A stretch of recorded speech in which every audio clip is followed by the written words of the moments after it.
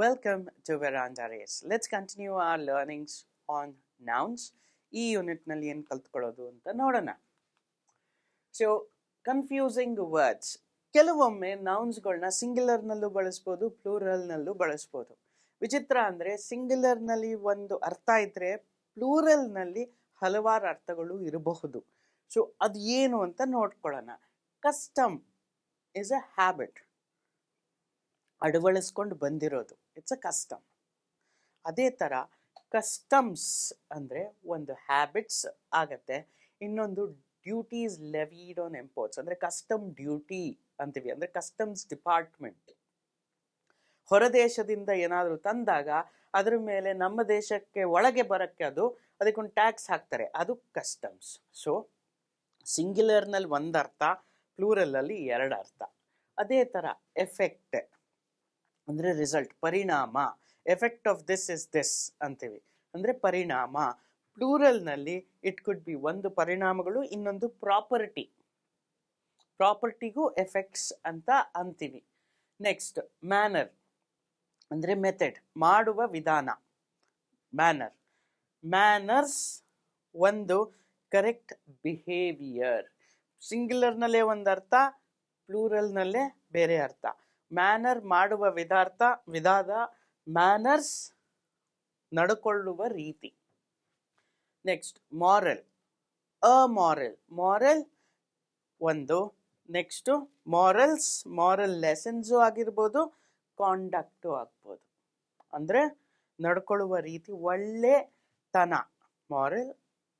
ಇನ್ನೊಂದು ಒಳ್ಳೆತನಗಳು ಮತ್ತೆ ನಡ್ಕೊಳ್ಳುವ ರೀತಿ.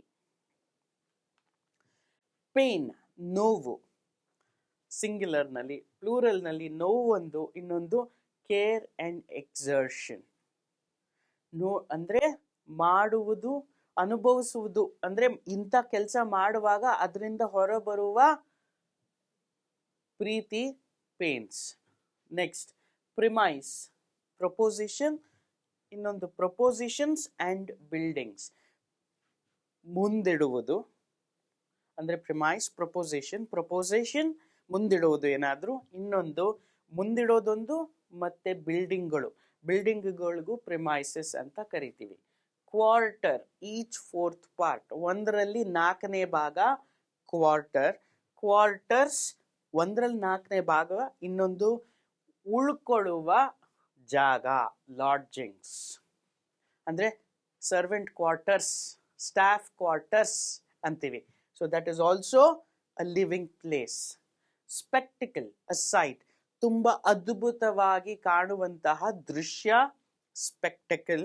ಸ್ಪೆಕ್ಟಕಲ್ಸ್ ದೃಶ್ಯಗಳು, ಮತ್ತೆ ಐ ಗ್ಲಾಸಸ್, ಕನ್ನಡಕಗಳು. ಆಕ್ಸೆಪ್ಟ್ ಒಪ್ಕೊಳ್ಳೋದು, ಅಡ್ವೈಸ್ ಗೈಡೆನ್ಸ್ ಆರ್ ರೆಕಮೆಂಡೇಶನ್ ಅಂದ್ರೆ ಒಬ್ಬರಿಗೆ ಸಲಹೆ ಕೊಡುವುದು. ಅಫೆಕ್ಟ್ ಪರಿಣಾಮ, ಇನ್ಫ್ಲೂಯೆನ್ಸ್. Allowed, permitted. ಅಫೆಕ್ಟ್ಗೆ ಪರಿಣಾಮ ಅನ್ನಕ್ಕಿಂತ ಇನ್ಫ್ಲೂಯೆನ್ಸ್. ಇನ್ಫ್ಲೂಯೆನ್ಸಸ್ ಒಬ್ಬರ ಮೇಲೆ ಒಂದು ನಮ್ಮದೊಂದು ಇನ್ಫ್ಲೂಯೆನ್ಸ್ ಇರೋದು.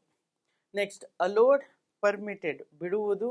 ಅಲ್ಯೂಡ್, ಮೇಕ್ ಇಂಡೈರೆಕ್ಟ್ ರೆಫರೆನ್ಸ್, ಡೈರೆಕ್ಟ್ ಆಗಲ್ದೆ ಇಂಡೈರೆಕ್ಟ್ ಆಗಿ ಒಂದ್ರ ಬಗ್ಗೆ ಹೇಳೋದು is ಅಲ್ಯೂಡ್.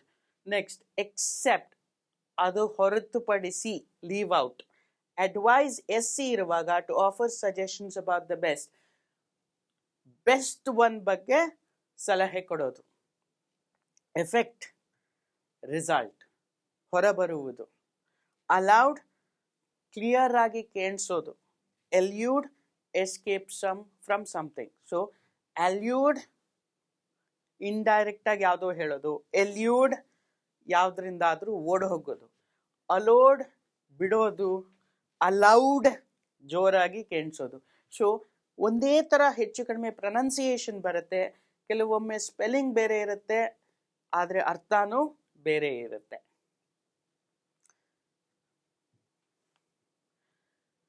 Good, benefit R well being.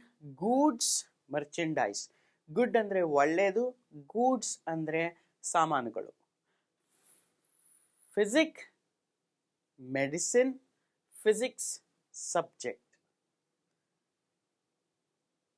Respect, regard, respects, compliments. Respect ಅಂದರೆ ಒಬ್ಬರ ಮೇಲೆ ನಮಗೆ ಇರೋ ಅಂಥದ್ದು ಒಂದು ರೆಸ್ಪೆಕ್ಟ್ ಇರ್ಬೋದು. ಅಂದರೆ ಇವ್ರ ಮೇಲೆ ನಮಗೆ ಒಂದು ನಂಬಿಕೆ ಅಥವಾ ಆ ಥರ ರೆಸ್ಪೆಕ್ಟ್. ನಮ್ಮ ಟೀಚರ್ ಮೇಲೆ ನಮಗೆ ರೆಸ್ಪೆಕ್ಟ್ ಇರುತ್ತೆ. ರೆಸ್ಪೆಕ್ಟ್ಸ್ ಅಂದರೆ ಒಬ್ಬರ ಬಗ್ಗೆ ಒಳ್ಳೇದು ಮಾತಾಡೋದು ವಿತ್ ಎಸ್. ವರ್ಕ್ ಕೆಲಸ, ವರ್ಕ್ಸ್ ಕ್ರಿಯೇಷನ್ಸ್ ಅಂದರೆ ಹೊರಬಂದಿರುವ ವಿಷಯಗಳು, ಹೊರಬಂದಿರುವ ಪದಾರ್ಥಗಳು, ವರ್ಕ್ಸ್. ಸಿಂಗ್ಯುಲರ್ ಲೈಟ್, ರೇಡಿಯನ್ಸ್ ಮತ್ತೆ a lamp, lights, lamps. Light ಅಂದರೆ ಇಟ್ ಕುಡ್ ಬಿ ಬೆಳಕು, ಲೈಟ್ಸ್ ಅಂದರೆ ನಮ್ಮ ಬಲ್ಬ್ಗಳು. Practice, habit or exercise of a profession. ಅಭ್ಯಾಸ ಮಾಡೋದು ಪ್ರಾಕ್ಟಿಸ್, ಪ್ರಾಕ್ಟಿಸಸ್ ಅಭ್ಯಾಸಗಳು. People, nation, men and women ಅಂದರೆ ಜನರು, ಪೀಪಲ್ಸ್ ಅಂದರೆ ದೇಶಗಳು. Brother, brothers, sons of the same parent. Brethren, members of the society of a community. So brothers ಅಂದ್ರೆ ಅಣ್ಣ ತಮ್ಮಂದರು, ಒಂದೇ ತಂದೆ ತಾಯಿಗಳ ಮಕ್ಕಳು. Brethren ಅಂದ್ರೆ ಒಂದೇ ಕಮ್ಯುನಿಟಿಗೆ ಸೇರುವಂತಹ ಜನರು.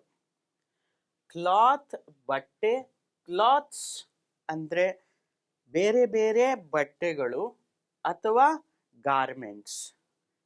ಡೈ ಸಾಯುವುದು, but dies stamps for coining or small cubes used in game. DICE, DIES stamps for coining, dice small cubes used in games. Dice DICE ದಾಳ, dies stamps for coining. Fish, fishes ಬೇರೆ ಬೇರೆ ಬಣ್ಣ, ಬೇರೆ ಬೇರೆ ಜಾತಿಯ ಮೀನುಗಳು fishes. ಬರೀ fish ಎಲ್ಲ ಒಂದೇ ಜಾತಿಯ ಒಂದೇ ಬಣ್ಣದ ಎಲ್ಲ ಮೀನುಗಳು ಒಟ್ಟಿಗೆ ಸೇರಿದ್ರೆ plural is fish.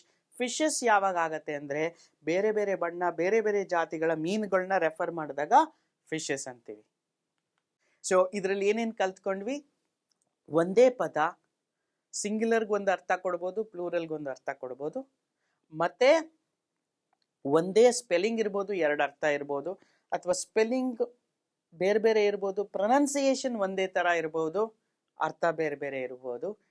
So these are called confusing words. ನೀವು ಪದೇ ಪದೇ ಅಭ್ಯಾಸ ಮಾಡೋದ್ರಿಂದ ನಿಮಗೆ ಅರ್ಥ ಆಗುತ್ತೆ, ಜ್ಞಾಪಕನೂ ಇರುತ್ತೆ. That is the end of this unit. Let's meet in the next unit. Thank you.